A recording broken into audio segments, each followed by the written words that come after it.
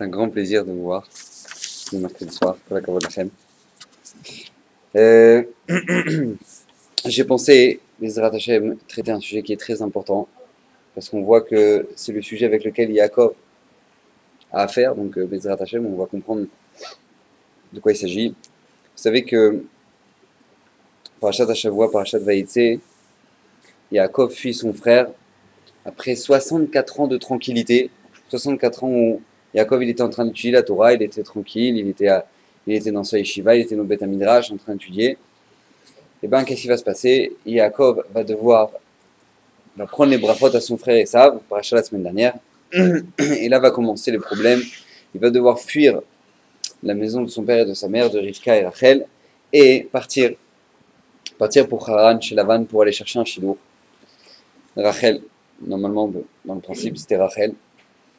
Et qu'est-ce qui va se passer? Donc, sur le chemin, il lui arrive un petit problème, parce que tout simplement, bon, il va faire 14 ans de yeshiva chez Shem Ve'ever pour se préparer psychologiquement. Donc, il va partir à 77 ans. À 77 ans, il va commencer vraiment sa péripétie. Et à ce moment-là, qu'est-ce qui va se passer? Il va arriver là-bas au Har Moria. Il a dit, c'est pas possible que je ne peux pas prier sur l'endroit que mes pères ont prié et que moi je peux pas prier là-bas. Donc qu'est-ce qui va se passer? Il va aller là-bas au Beth Amikdash, au futur endroit du Beth Amikdash, et là-bas il va faire le fameux rêve avec l'échelle. Ouais, monsieur. C'est quoi? La fois Shlema 2. Shlomo Ben Sultana. Parmi tous les autres malades du Ham Israël Bezrat Hashem. Et donc, qu'est-ce qui va se passer? Donc, il va arriver là-bas, mais le problème, c'est pourquoi il arrive là-bas, c'est aussi par conséquence que Esav va envoyer son fils Eliphaz. Vous savez qu'Esav avait un fils qui s'appelait Eliphaz, et Eliphaz va tout simplement le piller sur le chemin, parce qu'il était envoyé Eliphaz pour tuer Yaakov. Mais à la place de tuer Yaakov, parce qu'étant donné, nous dit Rashi, qu'il a grandi dans les jambes de Yitzhak, Eliphaz, le fils de Esav. Et bien, qu'est-ce qui va se passer? Il va demander à Yaakov comment je peux faire. D'un côté, j'ai mitzvah de Kibbout Avem, très important de tuer, parce que mon papa il me l'a demandé. Vadaï, c'est mitzvah de Kibbout Avem à la Esav, bien sûr. Et donc, du coup, qu'est-ce qui va se passer? Et donc, Yaakov va lui donner une bonne solution. Il va lui dire, tu sais quoi, tiens, regarde, prends tout mon argent. Un pauvre, il est considéré comme mort. Ça s'appelle pas que t'as menti. Si tu veux faire des tralouades, même moi aussi, je fais des tralouades. Et donc, du coup, qu'est-ce qui s'est passé? Il lui a donné tout son argent. Et là, il arrive voir à Moria, il dit Shira Ma'alot et Saïna, il arrive, mais il n'y a pas. Ah, Kadosh Bokhu, voilà. Moi, mon père Yitzhak, il est arrivé pour faire le Shidour avec Rivka, blindé, avec des chameaux, blindé d'or et d'argent, etc. Et à Pashut Avram, il a donné tout son héritage, tout ce qu'il avait, toute sa fortune, il l'a donné pour pouvoir avoir comme belle-fille Rivka. Et moi, maintenant, j'ai rien. Je vais arriver chez Lavan, j'ai rien. J'ai rien. J'ai plus rien avec moi. Donc comment je vais faire? Alors à ce moment-là, il se renforce, il dit, mais Ezri, mais Imachem, il va arrêter. Mon aide viendra d'Akadosh Baruch Hu qui a fait le ciel et la terre. D'ailleurs, les Mefarshim me posent la question, Ezri, mais Imachem, mon aide viendra d'Hachem, Ose Shamayim va arrêter. Alors t'as qu'à dire, Ezri, mais Imachem, Shiachol et Takol. Ezri, Imachem, non, Ose Shamayim va arrêter. Non, Ose Shamayim Varet. Voilà, mon aide viendra d'Akadosh Baruch Hu, que Akadosh Baruch Hu il crée le ciel et la terre. Quel rapport maintenant? Quel rapport qui fait le ciel et la terre avec le problème d'argent? Ezri Meim Hashem, qu'Akadosh Baruch Hu il envoie l'argent, la richesse. Non, Ezri Meim Hashem, Ose Shamayim Varet. Nous dit mes farchim, je ne sais un peu au nom de qui c'est, mais c'est que Yaakov il avait tellement plus rien qu'il dit de la même manière que le ciel et la terre c'était de rien à tout. Ouais, il n'y avait rien avant, il n'y avait rien, c'était le néant, et il y a eu d'un coup la création de la ciel et de la terre. Alors c'est pareil, moi j'ai rien maintenant, j'ai plus rien. Donc Ezri Meim Hashem, qu'Akadosh Baruch Hu qui peut créer de rien tout. Et donc du coup c'est la même chose pour moi, Bezrat Hashem, qu'Akadosh Baruch Hu, mon aide viendra d'Akadosh Baruch Hu, qu'Akadosh Baruch Hu il peut m'envoyer de rien tout. Et donc à ce moment-là il continue son chemin, il arrive là-bas, à Haran dans les environs, il voit là-bas le fameux puits. Et à ce moment-là, là-bas, il rencontre Rivka, il rencontre Rachel, pardon. Et une fois qu'il rencontre Rachel, il va chez Lavan. Lavan, il lui dit pas de problème, travaille 7 ans pour pouvoir te marier avec Rachel. Une fois qu'il va, la fameuse embrouille de Lavan qui va embrouiller entre Rachel et Léa, il va se marier avec Léa, après il va retravailler 7 ans pour avoir Rachel. Enfin, il va se marier avec Léa, après le Shavuot, il va se marier avec Rachel, et après il va retravailler 7 ans. Après, il va repartir, à peu près, en gros résumé, la paracha. Maintenant, pourquoi je vous fais le résumé de la paracha, vous la connaissez? C'est parce que tout simplement, on voit dans la paracha qu'il y a, il y a, il y a une, comment on dit en français, il y a une ligne qui continue jusque un sujet avec lequel Yaakov va avoir à faire constamment, qui est le mensonge. Le mensonge. C'est un truc incroyable que Yaakov, qui était Ish Emet, ouais, Titen Emet le Yaakov, Yaakov qui avait avec lui la vérité, le Emet, va avoir à faire toute sa vie à je sais pas, aux plus grands hypocrites qui existent. Et c'est incroyable ça. Comment ça se fait? Comment ça se fait que, regardez, Esav. Vous savez que Yitzhak, pour revenir un peu dans la paracha la semaine dernière, Yitzhak, c'était quoi son problème? Yitzhak, lui, il voit un homme comme Esav, il voit un homme comme Yaakov, il dit, je vais donner les brachot à Esav. Pourquoi il veut donner les brachot à Esav? C'est un rachat. Pourquoi tu veux donner les brachot à Esav? Makara. Alors, vous savez qu'il y a un Rambam très connu, extraordinaire, sur l'introduction des Pérouches à Mishnah. Vous savez que le Rambam, il a fait deux des grandes œuvres du Rambam, c'est Yad HaChazaka, ouais, toute la halachot qu'il a fait sur, et Pirush HaMishnayot. Pirush HaMishnayot, c'est quoi? C'est-à-dire qu'il a donné son commentaire, le Rambam, il a écrit un commentaire sur toutes les Mishnayot du Shas.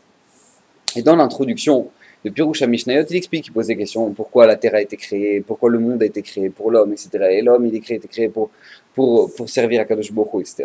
Et là-bas, le Rambam, il ramène quelque chose d'incroyable, et il dit, si tout le monde a été créé pour servir Hachem, ouais, alors comment ça se fait qu'il y a des gens, tu vois, c'est des tronches, ils peuvent étudier la Torah toute la journée, voilà, toute la journée, ils sont capables de se concentrer, voilà, je sais pas, des Talmidei Chachamim, des Talmidei Chachamim. Et tu vois, il y a des gens, ils sont tout simples, ouais, des juifs, des bons juifs, ouais, ils ont ça, ils lisent Tehillim tous les matins, voilà, ah, le rabbin a dit de faire ça, alors il faut faire ça, et machin, des bons juifs, quoi. Mais tu vas pas leur expliquer un Tosfot, tu vas pas leur expliquer un Ksot à prochaine, tu vas prendre le Shulchan Aruch, tu vois, le Ksot, il a une Sheela sur le Ritva, et en même temps, c'est une stira avec le Rashba, alors comment tu comprends le Rashba? Alors viens, d'accord, je comprends que ça lui parle pas tellement, c'est-à-dire que alors Rambam me pose la question, tu vois qu'il y a des gens, ils sont pas forcément faits pour le Limud Torah. Donc si tout le monde, il a été créé pour servir à Kadosh Baruch Hu, comment ça se fait qu'il y a différentes sortes de gens? Réponse du Rambam, tout simplement, parce que si avec des Talmidei Chachamim, alors qui c'est qui vont aller travailler? Qui c'est qui va faire des vêtements? Qui c'est qui va faire à manger? Qui c'est qui va aller labourer? Donc le Rambam, il dit tout simplement, c'est comme ça qu'Hachem il a fait. Il a donné à des gens un certain tafkid. Il y a certaines personnes qui ont comme but de quoi? D'étudier la Torah, et c'est pour ça qu'ils ont été faits. Il y en a qui sont là pour servir la Torah. C'est-à-dire qu'ils travaillent, c'est-à-dire qu'ils construisent, ils font avancer le monde, et à travers le fait qu'ils font avancer le monde, alors ils servent les Talmidei Chachamim, ils servent la Torah, et ils permettent, alors avec plein de moyens. Là, vous voyez ici, je crois que ce stander là qui est ici présent, ouais, ça a été fait par un menuisier ici de la communauté, ouais, du Rav Tutu, qui a fait ce stander là pour le Rav Tutu. Donc on voit que c'est les gens avec leurs actions, avec ce qu'ils sont capables de faire, et ben qu'est-ce qui se passe? Ils servent la Torah, ils sont shutaf, donc c'est avec l'argent, c'est avec leur travail, c'est avec il y en a qui sont médecins, c'est à travers le fait de guérir les Talmidei Chachamim, bref, chacun selon ce qu'il peut, mais il est là pour servir la Torah de cette manière-là. Comme ça l'explique le Rambam. Donc lui, Yitzhak, il avait compris. Il voit son premier fils qui sort. Assouille. Les gens, ils le voient, ils disent, mais attends, c'est pas possible, il va s'appeler Esav. Vous avez dit Rachi. Il va s'appeler Esav, lui. Tu vois pas? Il est plein de poils. Il sort avec la barbe, il sort avec les dents, les trucs. On n'a jamais vu un bébé comme ça. Il dit, mais donc lui, Yitzhak, il l'a vu, son gosse. Et il a vu à quoi il ressemble. Il voit que depuis qu'il est petit, il est super poilu, truc. Et il voit l'autre bébé, il sort tout normal. Donc il dit, bon, c'est incroyable ça. Il voit qu'à 13 ans, il y en a un qui va jouer à la PlayStation, il y en a un qui va étudier la Torah. Et il voit bien Yitzhak, il n'était pas encore aveugle, il va devenir aveugle seulement quand il va avoir 40 ans, il va se marier avec. Donc lui, il a très bien vu Esav devant ses yeux, qu'il y en a un qui est toute la journée en train d'étudier la Torah, et il y en a un qui est en train de chasser, parce qu'il n'y avait pas la PlayStation à l'époque, donc il est en train de chasser, il est en train de s'amuser, Donc il le voit ça, Yitzhak, mais malgré tout. Yitzhak, il avait une tornite. Il avait un but. C'était quoi son plan? C'était tout simplement, je vais donner les brachot à Esav, parce que je vois qu'Esav, il n'est pas fait pour étudier la Torah toute la journée. Je le vois clairement. Je vois selon son comportement, je vois depuis qu'il est né, dans l'essence même, un bébé qui est fait pour ce monde-ci. Il est déjà tout préparé pour ce monde-ci. Donc je vois dans l'essence de cet enfant-là, qu'il est fait pour servir la Torah. La preuve, c'est qu'il me sert de manière extraordinaire. Il le voit, Yitzhak. savez que nous dit la Gemara que personne n'a égalisé Esav dans Kibbout Avihem. Donc lui, Yitzhak, lui, il voyait pas ça en tant que Kibbout Avihem, il voyait pas ça en tant que moi je suis son père, donc c'est pour ça qu'il me sert. Lui, Yitzhak, il voyait ça en tant que quoi? En tant que enfant qui a compris son but, qui a compris la raison pour laquelle il est venu dans ce monde, et qui sert les Talmidei Chachamim. Donc Yitzhak, il dit, bon, qu'est-ce que je vais faire? Je vais lui donner toutes les brachot du monde pour que ce soit encore plus simple pour les Talmidei Chachamim. Et à côté de ça, il y aura Yaakov, donc une fois que je vais mourir, eh ben, il va servir Yaakov. Elle est belle. Maintenant, qu'est-ce qui va se passer? Vient Rivka, et Rivka, elle a compris qu'en fait, Esav, il avait pris en grippe cette mitzvah de Kibbout Avihem parce qu'elle ramène gros. C'est marqué dans la Torah. Ouais, c'est une des seules mitzvot sur laquelle c'est marqué un srav. Les manitavlar verechta yamim. Donc il a dit voilà, lui Esav, il s'est dit waouh, ça ramène gros. Donc puisque ça ramène gros, je vais la faire comme il faut, celle-là. Donc du coup, il a pris en grippe cette mitzvah, la Kibbout Avihem. Mais Rivka, elle a clairement compris que maintenant, ça n'a rien à voir. Ça n'a rien à voir. Lui, il sait très bien qu'une fois que Yitzhak il va mourir, et ben Yaakov il va rester un petit avrer kolel avec sa petite paye de rien du tout et il va crever. Ouais, c'est très bien. Vous voyez ça, Rivka. Donc Rivka, elle va dire à Yaakov, va prendre la bracha, va prendre les brachot. Et parce que qu'est-ce qui va se passer? Étant donné que ton frère maintenant ne veut pas faire cette alliance-là entre ceux qui servent la Torah et ceux qui sont Torah, donc c'est à toi de le faire. C'est à toi de le faire. Donc en fait, de là on apprend quelque chose d'incroyable.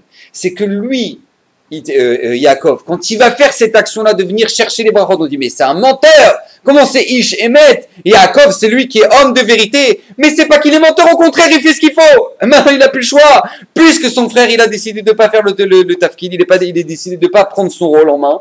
Donc, qu'est-ce qui va se passer? C'est lui qui va devoir le prendre. Donc, il va devoir jouer Yaakov et il va devoir jouer Esav. Donc, quand lui, il arrive, il va dire, on voit tout le monde s'étonne du Rashi au moment où il dit, voilà, Ani Bechor Ra, Ani Esav, Bechor Ra. Comme je me souviens plus comment il dit Rashi, là-bas il dit Ani Esav, Ani Esav Bechor Cha. Comme ça, je crois qu'il dit dans le passage, je ne me souviens plus. Alors à ce moment-là, qu'est-ce qu'il dit Rashi? Il explique, c'est quoi Ani Yaakov. Et sache que Esav Bechor Cha, c'était ça l'intention de Yaakov. Ah, Traloued. Traloued, tu parles comme ça à ton père. Parce que tout simplement, il n'a pas le choix maintenant. Il est obligé de prendre le rôle de Esav. Et on va le voir dans le temps que c'est vrai ce qu'il a fait. C'est le Hémet, c'est ce qu'il fallait faire, ce qu'il a fait Yaakov. Pourquoi? Parce que de qui va descendre de Yaakov? Issachar et Zevulun. Issachar et Zevulun, Zevulun qui va partir travailler, Issachar qui va représenter la Torah. Et bien c'est de qui ça va sortir? Ça va pas sortir de Yaakov et Esav, ça va sortir de Yaakov lui-même. Ce que lui, il était censé, ce que Esav était censé faire avec Yaakov, et ben lui-même il va devoir le prendre en main. C'est pour ça que Yaakov va se marier avec qui? Rachel et Léa. Normalement Léa, elle était destinée à Esav. Et Rachel était destinée à Yaakov. Pourquoi? Parce que c'était ça le pacte. Mais puisque maintenant Esav a décidé de ne pas jouer son rôle, donc c'est maintenant Yaakov qui va devoir jouer le rôle de Esav. Donc il va se marier avec Rachel et Léa. Qu'est-ce qui va se passer? Il va s'appeler, c'est le seul des Avot, Avraham. Akadosh Baruch Hu lui dit maintenant tu t'appelleras plus Avram, tu t'appelleras Avraham. Il nous dit la Gemara, les Doréchet, est-ce qu'il y a un lave, il y a un interdit de la Torah de dire Avram? Encore, ou maintenant il faut juste l'appeler Avraham, est-ce qu'il y a un interdit de l'appeler encore Avram? Comme ça, c'est une dracha l'Agmara. Donc qu'est-ce qui va se passer? Le seul des Avot sur lequel maintenant il va s'appeler deux noms, c'est Yaakov. Et Yaakov, Israël. Normalement on pourrait dire maintenant tu t'appelles Israël, c'est Baz Yaakov maintenant. Baz Yaakov, non, pas du tout. Yaakov et Israël, des fois on va voir Yaakov et le cas Abraham et le cas Israël et le cas Yaakov, des fois on va voir le cas Abraham et le cas Israël et le cas Israël. Donc qu'est-ce qui se passe? Pourquoi? Parce que tout simplement, Yaakov, il possède en lui deux niveaux. Il a Yaakov en lui, c'est quoi Yaakov? C'est Milachon Ekev, qui est le talon. C'est quoi? C'est ceux qui soutiennent la personne, c'est ceux qui soutiennent la personne de Yaakov, c'est ceux qui soutiennent les Talmidei Chachamim, c'est ceux qui sont le talon des Talmidei Chachamim, c'est ceux qui sont là pour les soutenir et les servir. Et d'un autre côté, une fois qu'il va se battre contre l'ange de Esav, il va acquérir Israël. C'est quoi Israël? Yachar Kel. C'est qu'il est droit avec Hachem. Donc qu'est-ce qui va se passer? Il va avoir encore une fois ces deux niveaux-là. Il va avoir chez lui le niveau du Talmid Chacham, celui qui est coulé au Torah, Yachar Kel, il est droit avec Akadosh Baruch Hu, Israël, et il aura Yaakov, qui est celui qui soutient, qui est le talon, qui est celui qui maintient les Talmidei Chachamim. Encore en lui, il a ça. Donc on voit déjà chez Yaakov qui va devoir se battre contre un mensonge jusqu'à la fin de sa vie, jusqu'à la porte de Marat Marpella. Et ça va débarquer. Et ça va débarquer pour s'opposer à ce que Yaakov soit enterré à Maratam Mapela, jusqu'à ce que vienne Hushi Ben Dan qui coupe la tête à Esav pour laisser rentrer Yaakov. Mais jusqu'à la fin de sa vie, ça va le poursuivre, ça se shaker, ce mensonge-là, que Yaakov a pris la Bechora, pas comme il fallait. Et on va voir quoi? On va voir Parashat Hashavua, à qui va avoir affaire Yaakov? Au plus grand des embrouilleurs du monde, Lavan, le blanc. Le mec, il est tout noir, il s'appelle le blanc. Ouais, c'est vraiment, tu vois la Ramao, tu vois combien la perversion qu'il a, cet homme-là, jusqu'au bout, pour aller mettre la première fille à la place de la deuxième. Combien faut être tordu pour faire un truc pareil? Comment ça se fait que Yaakov, il attire les embrouilleurs? C'est incroyable, ça. Yaakov, il attire les embrouilleurs. Lui, il est émette. Normalement, c'est pas la nature. Normalement, t'es émette. T'attires les gens qui sont émettes autour de toi. Yaakov, il a une poisse, on dirait, depuis qu'il commence sa vie. Depuis que sa vie, elle va vraiment commencer après la bracha. Qu'est-ce qui va se passer? Il va attirer les plus grands embrouilleurs. Et il va devoir régler le compte de chacun. Comment ça se fait? Qu'est-ce qui se passe ici? Alors, vous savez qu'il y a un grand principe dans la Torah qui s'appelle Maaseh Avot Siman Labanim. Maaseh Avot Siman Labanim, c'est quoi? C'est-à-dire que les actions des pères sont un signe pour les enfants. Vous savez que la Torah, et Akadosh Baruch Hu, quand il a créé le monde d'une manière pachoute extraordinaire, qu'à travers la nature, on apprend des choses. On apprend des choses qui sont bien plus que ça. Par exemple, je vous ai donné plusieurs fois cet exemple-là. Vous savez qu'un truc sur lequel on peut faire tchouva rien qu'avec ça. On ne verra jamais des champs de blé sauvages. Jamais. Ça n'existe pas. On peut chercher partout dans le monde, ça n'existe pas. Un champ de blé sauvage. Le mec, il arrive, il a découvert un nouveau pays. Que du champ de blé. Ça n'existe pas. Quelqu'un qui veut un champ de blé, c'est forcément le résultat d'un travail incroyable. D'abord, il faut labourer, il faut enlever les pierres, il faut retourner la terre, il faut l'aérer, et après, il faut enlever les mauvaises herbes, et après, il faut ensemencer, il faut arroser, ça commence à pousser, et machin. C'est un travail extraordinaire. Quand on voit un champ de blé sur pied, c'est forcément le résultat d'un travail incroyable. Si on veut voir quelque chose de naturel, alors allez voir dans la forêt amazonienne. Ouais, voilà, ça c'est naturel. Ça c'est ce qu'est la nature. Mais maintenant, quelque chose qui est travaillé, des champs de vignes, des champs de blé, c'est forcément le résultat d'un travail. Pourquoi la Torah? Pourquoi ça fonctionne comme ça? Pourquoi Kadosh Baruch Hu a voulu que ça fonctionne comme ça? Parce que tout simplement, pour nous apprendre chez nous, vous regardez, jamais personne va faire un effort pour avoir des mauvaises midotes. Ça n'existe pas quelqu'un qui va dire, allez, je fais un travail pour être coléreux. Le mec, il est coléreux. C'est un nerveux. Par contre, une personne doit faire un travail pour avoir des bonnes midotes. Il doit faire un travail pour se construire, pour être bon, pour ne pas être vicieux. Tout ça, c'est un travail chez l'homme. Pourquoi? Parce que nous, on a l'image d'un champ. Donc, si tu vois quelqu'un qui est hyper construit, hyper équilibré dans sa vie, c'est le résultat d'un travail acharné. C'est le résultat de la même manière qu'un champ sauvage, ça n'existe pas. De la même manière, quelqu'un d'hyper construit, ça n'existe pas s'il n'a pas fait un travail incroyable. D'accord? Autre exemple. Vous savez que c'est un pélé qu'Akadosh Baruch Hu a fait qu'on ait besoin de manger. Hachem, il a dit l'homme a besoin de manger. Les espèces ont besoin de manger. Pourquoi? Parce que tout simplement, si on ne mange pas, on ne peut pas vivre. Alors vous savez qu'il y a des arbres. Les arbres dans le monde, vivent par la photosynthèse. C'est-à-dire qu'ils n'ont pas besoin, ils sont là, tranquilles. Et puis qu'est-ce qui se passe? Ça fonctionne très bien. Alors ils prennent des trucs dans le sol, machin, truc. On ne voit pas, c'est microscopique. La vérité, on aurait pu être pareil. Qu'est-ce qui va se passer? Non. Donc, il faut qu'on mange, il faut qu'on fasse des brachot, des trucs, machin. Pourquoi? Parce que tout simplement, Akadosh Baruch Hu nous montre que si tu veux que ton corps y tienne, tu es obligé de faire une action de te nourrir. C'est obligé. Pourquoi c'est obligé? Parce que c'est comme ça qu'Hachem il a voulu. Mais pourquoi? Parce qu'Hachem il est en train de te donner une leçon. De la même manière que tu comprends que ton corps ne peut pas vivre si jamais tu ne manges pas, de la même manière, ta neshama ne peut pas vivre si tu ne manges pas. C'est la même chose là-bas, c'est la même chose. Donc de la même manière que toi, si jamais maintenant tu n'as pas mangé ce matin, tu n'as pas mangé ce midi, tu n'as pas mangé ce soir, tu as faim. C'est d'ailleurs pour ça que c'est tellement dur les régimes. Pourquoi c'est tellement dur les régimes? J'ai envie de mourir. Et ben pourquoi? Parce que tout simplement, il y a des moments où c'est tout, ça y est, il faut savoir fermer la bouche. Il faut savoir fermer la bouche face à un hamburger.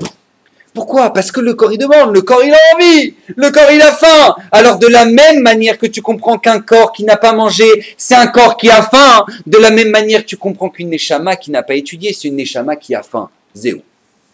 C'est ça qu'Akadosh Baruch Hu vient t'apprendre. Akadosh Baruch Hu nous a fait que nous maintenant on ait besoin de manger constamment pour se rappeler. N'oublie pas, Baba, t'as donné à manger à ta neshama? T'as mangé ce matin là, tu peux pas sans ton petit déj. Mais dis-moi, t'as donné à ta neshama ce matin? Est-ce que ce midi là, quand t'as mangé, t'as donné à ta neshama ce midi ou pas? Oh voilà, ça va, on va dire deux à la fois dans le coup de Yosef. Oh voilà, tu sais, faut pas dire la shonara. Ouais, super, allez, hop, c'est bon. Ouais. Mais dis-moi, est-ce que tu vois le hidour là, tout ce que tu fais, tu prépares les salades. Ouais, tu prépares d'abord les salades. Après les salades, tu ramènes le poisson à la sauce rouge, attention, avec les petits poivrons. Après tu ramènes le. Est-ce que ton limoud il est comme ça? Voilà. Est-ce que ton limoud, il est comme ça? Tu commences avec une petite halakha, après tu fais les Mishnah, après tu fais la Gemara, après tu fais, je sais pas, le Midrash, après tu fais Parashat Hashavua, tu fais Chumash Rashi. Ou non, non, tu dis, voilà, la Parashat nous a dit, on va lire en français, ce fut chaque fois que les bêtes les plus féroces étaient en chat. Alors quoi? C'est ça, voilà, ça c'est ton limoud dans la journée. Ça c'est ton limoud dans la journée. Alors si jamais toi, quand tu te lèves le matin, tu te suffis de 2 crackers, à la limite, j'aurais compris. Waouh, tu te suffis de 2 crackers, tu te suffis de 2 halachot. Mais si jamais toi maintenant, le matin, attention, il faut les cornflakes, les trucs et les machins, et le café, et le croissant, et le truc, machin, ouais. Alors ton limoud, il est pareil, t'as neshama à la fin, là, maintenant. Tu lui fais un bon repas aussi. Est-ce que tu lui fais un bon repas? Ça, c'est la question. Donc de la même manière que ton corps, il a besoin de... D'ailleurs, c'est pour ça que nous, c'est que dans la Gemara, on aura des questions après 120 ans. Est-ce que tu as fait ça? Est-ce que tu as cru en l'arrivée du Mashiach? Tu as attendu l'arrivée du Mashiach? Est-ce que tu as été honnête dans ton business? On te dit, est-ce que tu as fixé un temps d'étude dans la journée? Et ça, c'est une question absolument incroyable. Comment ça se fait qu'on ne nous dit pas, est-ce que tu connais la Torah? Après 120 ans de vie, Baba, ça y est, 120 ans, le chasse, tu le connais, le Shulchan Aruch, tu le connais, la Torah, ça y est, tu la connais. Chumash Rashi. Allez, ça va pas plus loin. Chumash Rashi. Tu connais ou pas? Chumash Rashi. 120 ans, Chumash Rashi. Mais dis-moi, qu'est-ce que t'as foutu, Baba? Alors, tu connais? Est-ce que tu connais? C'est normalement, a priori, ça devrait être ça la question. C'est pas ça la question. La question, c'est Kavata etim la Torah. Est-ce que tu as fixé un temps d'étude dans ta journée? Voilà. C'est ça qu'on attend de toi. Pourquoi? Parce que de la même manière qu'un PDG qui gère des millions et des millions de dollars et qui a 15 000 téléphones et qui est en train de gérer les machins, un truc, il y a une chose qu'il n'oublie pas dans sa journée. Il y a une chose que c'est sûr qu'il n'oublie pas dans sa journée. C'est de manger. Parce qu'il serait très bien que si jamais il ne mange pas, il meurt. C'est pas shoot. Il meurt. Donc il est obligé de fixer un temps pour manger. Pas shoot. De la même manière, la Torah va te dire, est-ce que tu as fixé un temps d'étude chaque jour? Parce que de la même manière que tu comprends que tu ne peux pas vivre si jamais tu ne manges pas, de la même manière, est-ce que maintenant ta neshama, elle peut vivre si jamais elle n'a pas mangé aujourd'hui? Donc encore une fois, un autre exemple pour lequel la Torah nous donne un exemple matériel pour comprendre un principe qui est spirituel. De la même manière, et ça c'est la nekuda sur laquelle je voulais arriver, le point sur lequel je voulais arriver sur la parashat Hashavua, il est clair pour chacun de nous que si un Camerounais se marie avec une Sénégalaise, cela ne va pas donner un petit Norvégien aux yeux bleus. Est-ce que c'est clair pour tout le monde? Ouais, c'est clair. On le voit tous, sinon il y a un gros problème. Ouais. Mais un Camerounais avec une Sénégalaise, ça va jamais donner une Norvégienne aux yeux bleus. Pourquoi? Et pourquoi pas? Pourquoi pas? Alors, je vais t'expliquer, Tralouette Baba, ouais, tu sais, les gènes, les machins, et les gènes, et les XY, et ça, c'est des trucs, je me souviens plus même plus. Ouais, les X et les Y, les machins, trucs, donc tu comprends, ça va dans le chromosome, ça peut pas donner une Norvégienne, ça peut pas donner une Norvégienne, très bien. Mais je te pose la question, tu m'as expliqué comment ça se fait. Maintenant, je te demande la question, pourquoi? Pourquoi Hachem, il n'a pas fait? Il n'y aurait pas de racisme. La vraie réponse, c'est tranquille. Il n'y aurait pas de racisme dans le monde, ouais. Tout le monde s'aimerait parce que des fois ça donne un noir, des fois ça donne un Sénégalais, des fois ça donne un Chinois. Ouais, il y aurait pas, on serait tranquille. Pourquoi Akadosh Baruch Hu, il n'a pas fait qu'un Camerounais avec une Sénégalaise, ça donne un Norvégien? Pourquoi pas? La réponse, elle est que la Torah, elle vient t'apprendre un grand principe ici. C'est que de la même manière que physiquement, tu comprends qu'un enfant ne peut pas être autre chose que le résultat du papa et de la maman de manière physique. De la même manière, l'enfant, dans sa tête, et l'être de la personne, ne peut pas être autre chose que le résultat du papa et de la maman. Comme on dit chez nous, un poirier, ça fait des poires.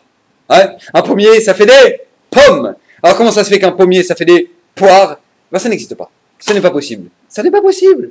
C'est pour ça que maintenant, la Torah vient t'apprendre, regarde, un enfant, c'est forcément le résultat du père et de la mère. C'est forcément ça. C'est pas possible autrement. Donc la Torah ici, elle vient t'apprendre, regarde, de la même manière que Yaakov, Avraham, Yitzhak, Yaakov, ils ont vécu des choses, ces choses-là, ils nous les ont transmises en nous. On les a en nous. Je vous ai déjà donné plein d'exemples. Comment ça se fait que des chilonim de chez chilonim, ils vont commencer à aller faire la Brit Mila?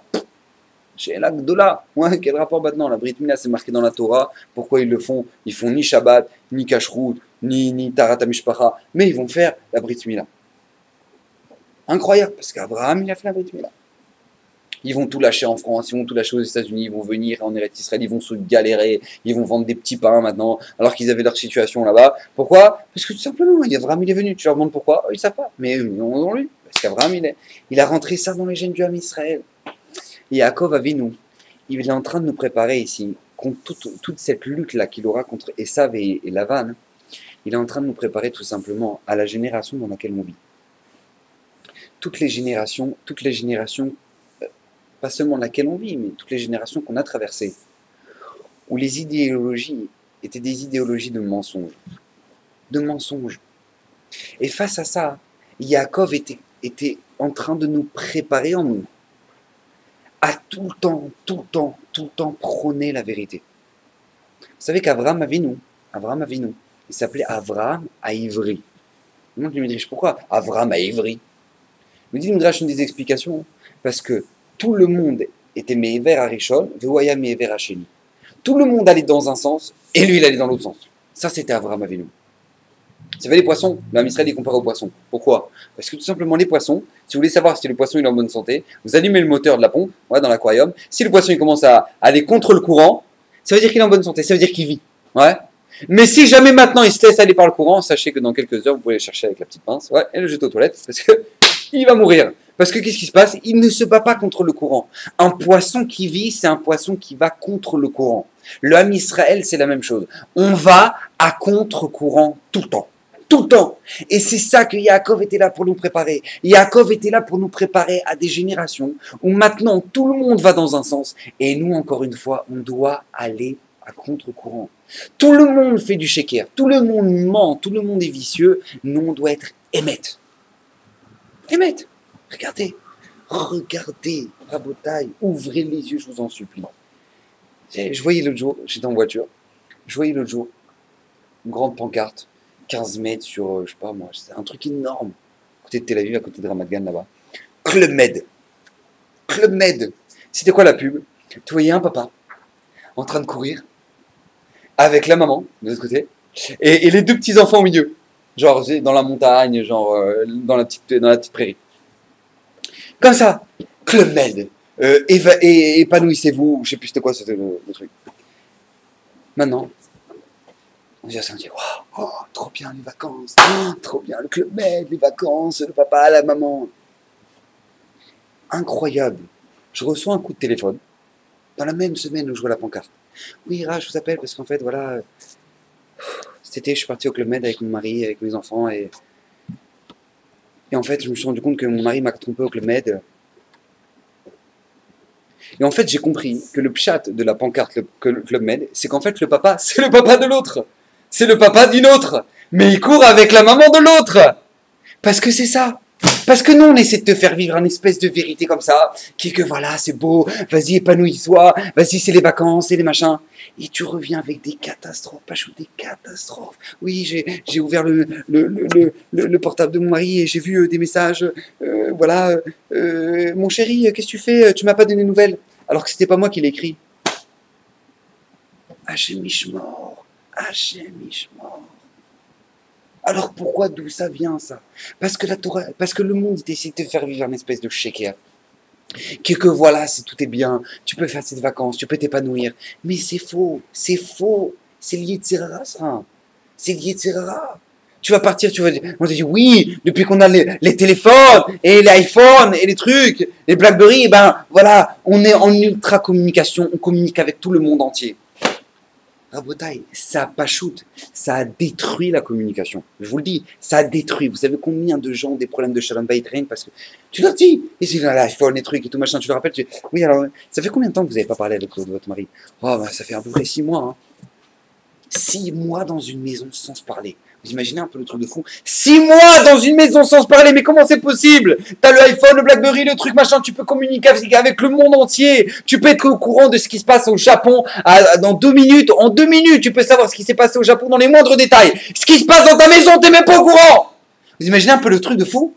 Ce qui se passe dans la maison, il est même pas au courant. Les enfants, les trucs, on ne sait pas si, on discute pas, on parle pas. Mais qu'est-ce qui se passe? Mais attention, c'est tellement important, ce que les Japonais se sont pris en pleine tronche et que l'équipe de France a perdu face à l'Angleterre. C'est tellement important. Oh, j'espérais tellement qu'ils gagnent. Mais garde tes sentiments pour ta maison.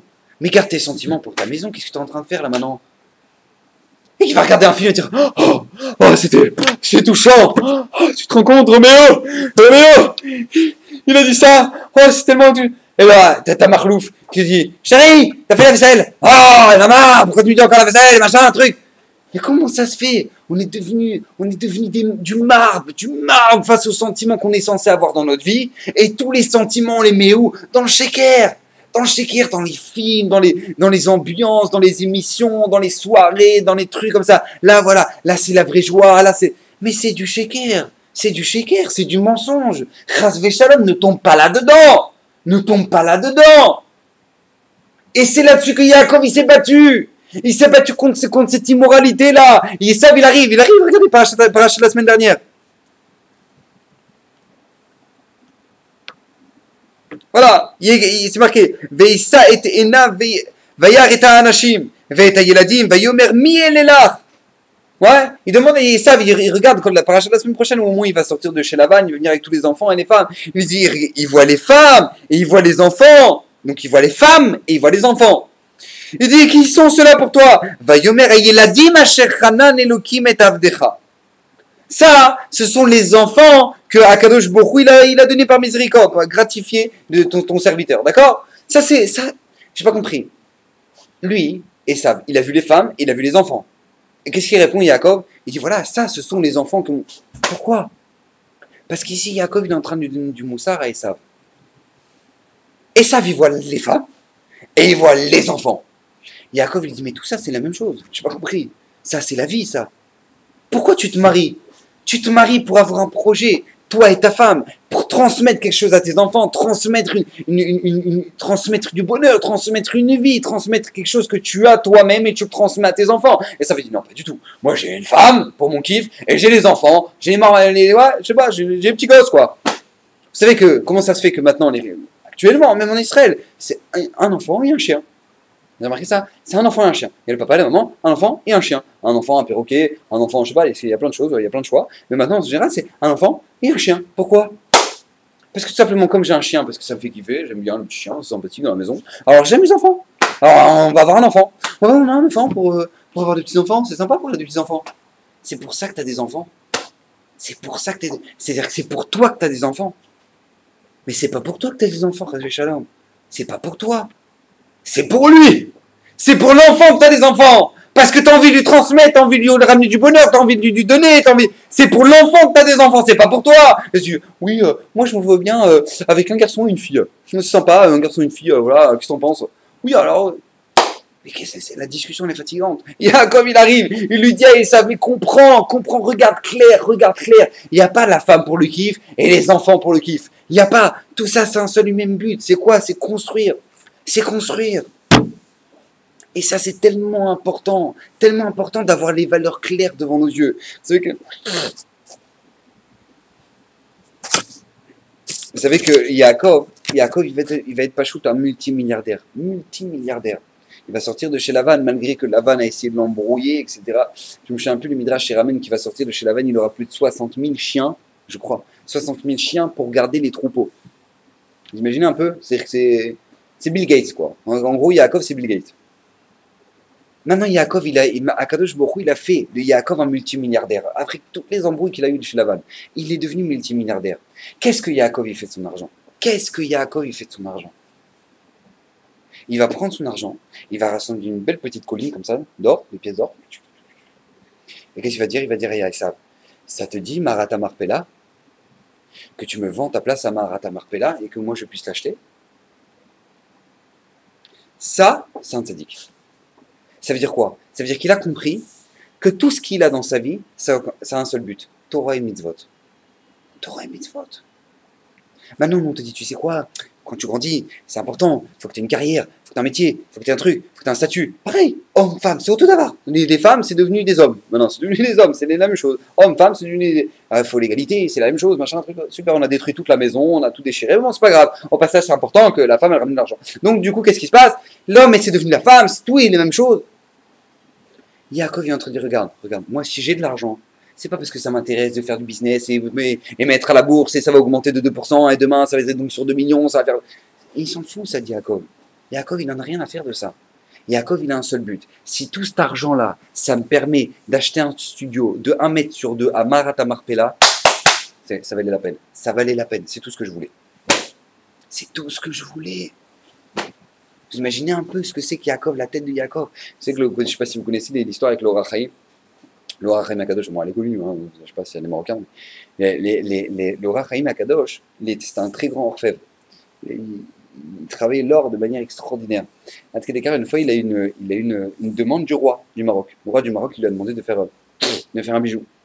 Et donc, l'Or HaChaim Akadosh, il a répondu aux envoyés du roi, il a dit, je suis désolé, je ne peux pas faire le bijou. Pourquoi? Parce que tout simplement, moi, je travaille en fonction de ma parnassa. Moi, Baruch Hashem, j'ai même parnassa pour la semaine, c'est où j'ai de quoi manger, c'est où. J'ai étudié la Torah, j'ai pas besoin de plus. J'ai pas besoin de plus. Tout ce qu'il me faut. Tout ce qu'il me faut. Et donc, du coup, quand le roi, il entend ça, il dit quoi? Il ne veut pas faire un bijou pour le roi? Ils vont prendre l'Or HaChaim Akadosh, ils vont le jeter dans le fosse au lion. Et là, le fameux miracle du Or HaChaim Akadosh, que même les lions, ils vont pas le manger, etc. Ils vont tourner autour de lui, machin. L'histoire avec l'Or HaChaim Akadosh, pourquoi? Parce que l'Or HaChaim Akadosh était clair pour lui. Qu'est-ce que je vais commencer à me faire du business et des trucs? Imaginez un peu, le président de l'État, il arrive et dit oui, bonjour Daniel, oui, je t'appelle. Parce qu'en fait, j'ai besoin, il n'y a que toi qui peux me faire ça. Il y a un business là et que voilà, ça va rapporter gros. Est-ce que ça t'intéresse? Est-ce qu'il y en a un parmi nous qui serait capable de dire non, c'est bon, moi, chaque mois, je suis très bien, je gagne bien, je paye mon loyer, je paye bien, non, tout va bien. Non, je n'ai pas besoin de le faire, il n'y a aucun problème. Est-ce que quelqu'un d'entre nous serait capable de faire ça? Mais Or HaChaim Akadosh dit non, je n'ai pas besoin, pourquoi? J'ai déjà gagné. Vous savez que l'Or HaChaim Akadosh, il n'avait pas une baignoire en marbre, des toilettes en or. Il n'en avait rien à faire. Il n'en avait rien à faire. Il avait sa Torah, sa Gemara, son truc, il avait ce qu'il faut. Il y a ce qu'il faut pour manger. Super, je vais étudier. C'est bon.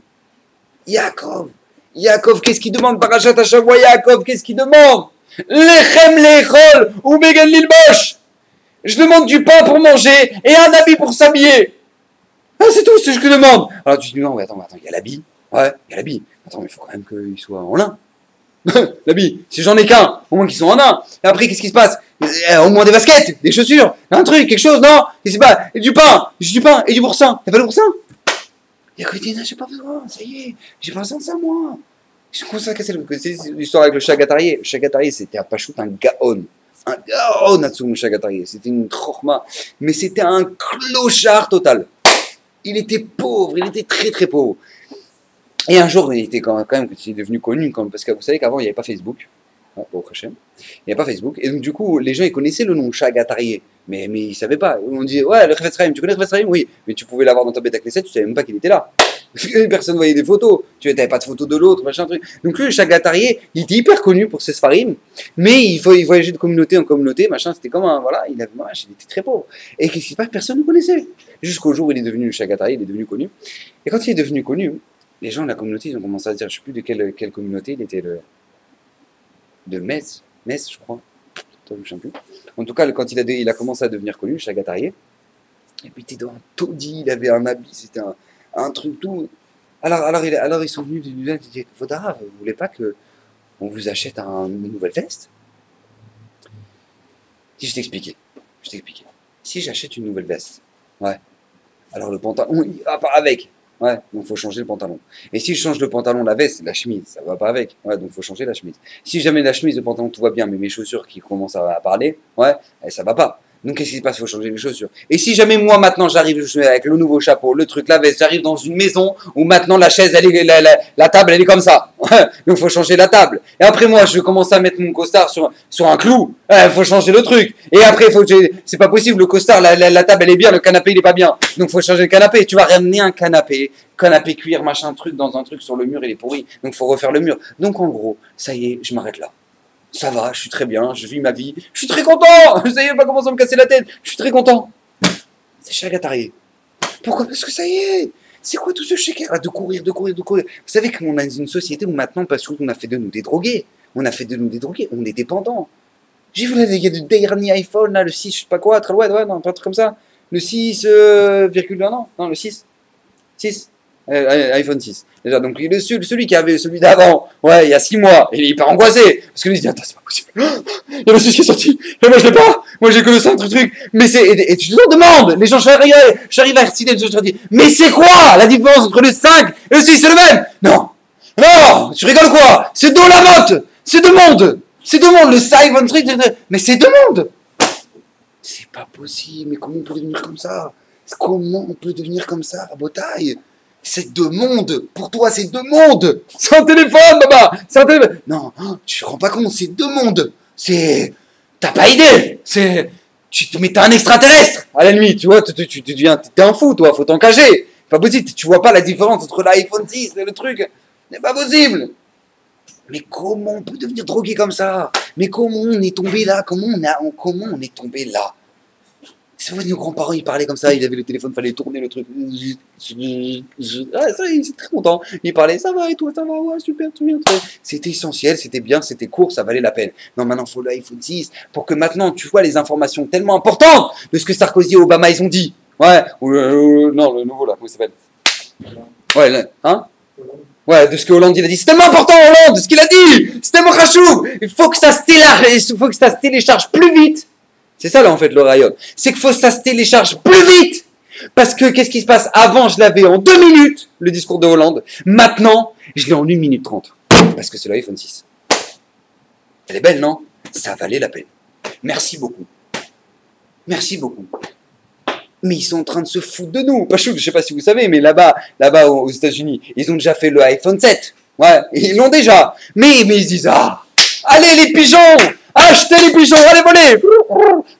Et tout le monde commence à faire, ah, allez, c'est pas ah, lâchez le pigeon. Et hop, il lâche tous les iPhone 6 dans le monde et machin, ouais, tout le monde est là pour acheter, ouais, bien sûr. Et qu'est-ce que je vais faire avec l'autre? Ouais, de toute façon, l'autre, j'avais toujours un problème, tu sais, des fois, ça connectait pas très bien, tu trouves toujours très loin pour trouver. Et qu'est-ce qui se passe? Et l'autre, il dit, waouh, ça y est, les pigeons, ils achètent. Et après, ils ont déjà le 7. Mais si c'est bien, c'est du marketing, parce que si on sort déjà le 8 maintenant, ça y est, qu'est-ce qu'on va faire après? Il y aura trop de marge.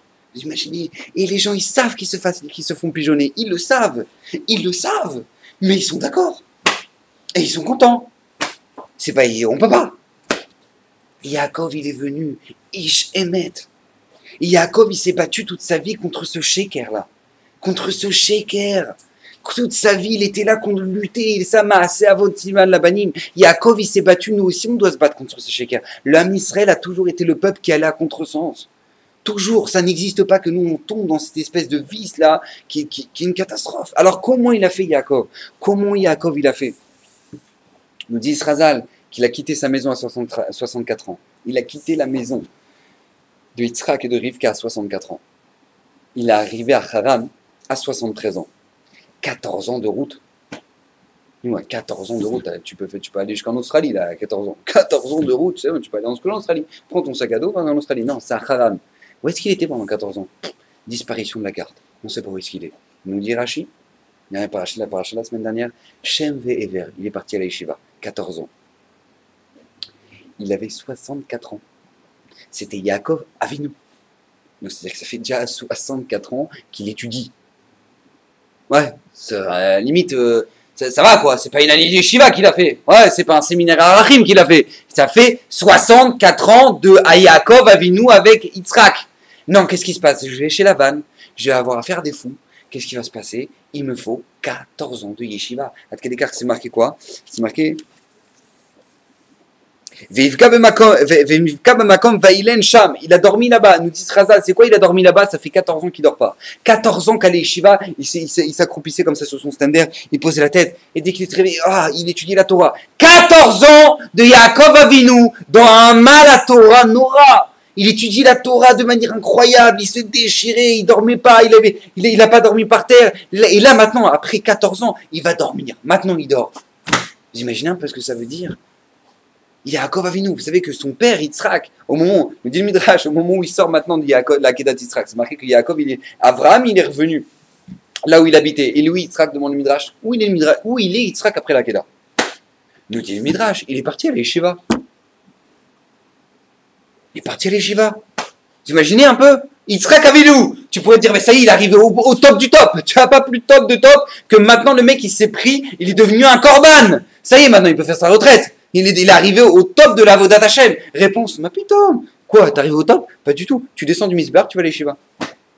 Il va à la Yeshiva. Pourquoi? Qu'est-ce qu'il y a à la Yeshiva de tellement important pour que maintenant, il soit prêt à affronter Esav et Lavan? Il y a ce qu'on appelle le Limud Torah. C'est quoi le Limud Torah? Écoutez bien. Vous avez, je sais pas si vous avez déjà étudié la Gemara, Baba Metsia, Baba Batra. Ouais. Baba Metsia, lui il prend le talit, l'autre il prend le talit. Alors lui il dit c'est tout le talit est à moi, l'autre il dit tout le talit est à moi. Après Baba Kama, la vache elle a encorné l'autre et ça fait la troisième fois qu'elle encorne. C'est la troisième fois qu'elle encorne, elle était tam, maintenant elle est devenue moide et donc du coup, j'ai pas compris. C'est la Torah. On est au 20e siècle, 21e siècle. On est au 21e siècle et on est en train de nous parler de une vache. Elle a encore une autre vache. Et ça fait la deuxième fois. Ça va, et maintenant il n'y a plus de vache. Ouais, il y a peut-être au rodéo. Ouais. Ou sinon maintenant on va être là pour faire des. Non, mais tu comprends, on est une vache. Elle a encore une autre vache. Et machin. Mais ça y est, Baba, parle-moi. Nous dit le Maharal mi Prague que rien que dans la Sougia de Shorsh Nagar Tapara, ouais, que le Shor qui a encore né la vache, nous dit le Maharal se cache la plus grande chorma du monde. Imaginez ce qu'il dit le Maharal. Un taureau qui a encore né une vache. Pourquoi? C'est quoi le Limud Torah? C'est s'entraîner sans arrêt, toute la journée, à savoir chercher le Hémet. Ça, c'est le Limud Torah. Ça parle d'une vache. Non, mais jamais ce que ça parle. C'est pas, peu importe ce que ça parle. On veut t'apprendre que dans la tête d'un Yehudi, tu cherches la vérité sans arrêt. Donc lui Abaye il pense ça, lui Rava sa vérité c'est ça. Alors comment tu vas faire? Lui Rabbi Akiva il pense ça, et lui Rabbi Shmuel il a compris comme ça, parce que lui le Hémet c'est comme ça, et lui son Hémet c'est comme ça. Tu dois comprendre le Hémet de Abaye, le Hémet de Rava. Sans arrêt, tu dois entraîner ta tête à réfléchir Hémet. Ça c'est le Limud Torah. Yaakov Avinu il avait besoin de ça avant de partir. Yaakov Avinu il ne pouvait pas affronter le Sheker sans Hémet. Tu ne peux pas affronter une génération de gens complètement déglingués sans toi maintenant avoir une tête claire. Tu peux pas. T'es obligé d'étudier. T'es obligé parce que sans ça, tu peux pas avoir le Hémet. Tu peux pas savoir. Et c'est quoi ce qui est important et c'est quoi qui est pas important. Qu'est-ce qui est important? Vous vous rendez compte? Nous, la Gemara nous dit, si jamais maintenant quelqu'un, il est avec son père, un enfant, il est avec son père, il est avec son rave dans le bateau. Ouais, vous connaissez tous ces Gemara. Il est avec son père, il est avec son rave. Et maintenant, qu'est-ce qui se passe? Le navire, il est en train de chavirer, il peut sauver que son père ou son rave. Alors, qu'est-ce qu'il peut sauver? Qui c'est qui peut sauver? Ah, il peut sauver son père ou son... Franchement, je vous pose la question. Voilà. Super. La maskana, c'est le rave qu'on peut sauver. Super. Maintenant, le père, il se noie et on a sauvé le rave. Super. Maintenant, je vous pose la question. C'est tellement important que la Gemara, elle en parle. Combien de fois dans l'histoire du monde, il y aura un mec, il sera sur un bateau, et maintenant il y aura le choix de sauver le père ou le père ou la... Voilà, donc pour lui, eh ben, il y aura des juifs, des millions et des millions de juifs qui, dans toute l'éternité, dans tout le monde entier, vont étudier qu'un jour, c'est important de savoir que c'est le père Raph qu'il faut sauver et c'est pas le père. À quoi ça sert? La réponse, c'est que c'est pas ça le but. C'est pas pour le jour où ça arrivera. Ça, on n'en a rien à faire. Le problème, c'est qu'on veut que tu comprennes ce que ça veut dire réfléchir Torah. C'est ça le but. Comprends ce que la Torah, où la Torah elle donne de l'importance. Où la Torah elle donne de l'importance. T'es d'Alecha, que le Rav, lui il t'emmène dans le Olam Haba. Ton père, il t'a ramené dans le Olam Hazé. Donc celui qui a plus d'importance, c'est ton Rav. Point. C'est ça, c'est cette logique-là qu'on veut que tu comprennes et que tu rentres dans ta tête. On veut que ce soit clair dans ta tête. Yaakov Avinu, il avait besoin de sans arrêt vivre ça.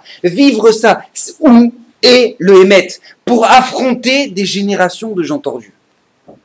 Yaakov Avinu, Maasavotimam Labanim. Maasavotimam, de la même manière que Yaakov a su chercher le Hémet, de la même manière, nous encore, dans notre génération, on est capable de crier le Hémet. Où est la vérité? Où est la Torah? Où est le Hémet? Nous, on peut le crier parce qu'on est enfants de Yaakov. Mais on doit comprendre que c'est une responsabilité chez nous. C'est une responsabilité chez nous.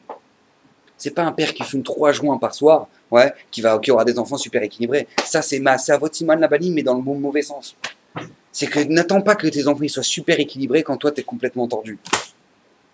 Comment toi, maintenant, t'es tralouette dans ta tête, ouais, t'es vicieux dans ta tête, après d'un coup, tu dis, ouais, Voilà, moi j'aimerais que mon fils, il soit baba salé. Mais dis-moi, un Camerounais avec une Camerounaise, ça a jamais donné une Norvégienne. T'as compris ça? Est-ce que tu as compris ça?